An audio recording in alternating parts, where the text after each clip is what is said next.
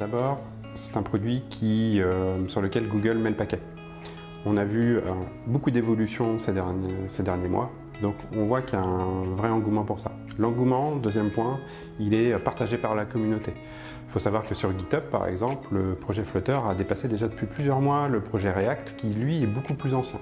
Donc il y a un vrai attrait de la communauté. Et puis cet attrait, il se retrouve en troisième point dans les offres d'emploi aujourd'hui, puisque plein d'entreprises ont compris que Flutter était un langage, en tout cas un framework incontournable, et les offres d'emploi aujourd'hui se multiplient un petit peu partout en France et dans le monde.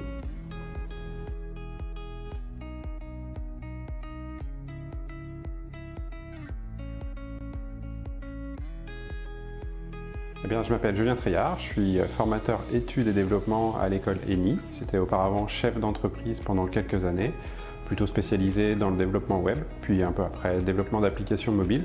Et c'est à cette occasion que j'ai découvert en 2018 le framework Flutter.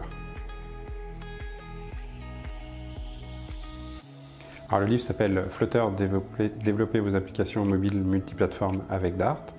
C'est un livre qui a été écrit au moment, peu de temps après finalement la sortie de Flutter, à un moment où en dehors de la documentation officielle, il y avait très peu de ressources. Donc l'idée principale, ça a été de faire un retour d'expérience et de partager au plus grand nombre ce que j'avais pu acquérir sur cette technologie. Ce livre s'adresse à tout le monde, il a été écrit dans cette optique, d'abord en pensant aux débutants. C'est un livre dans lequel on retrouve beaucoup d'exemples de code et de mise en pratique, beaucoup de vulgarisation technique également, pour bien permettre à ceux qui n'ont aucune notion de pouvoir s'approprier et de tester un petit peu Flutter.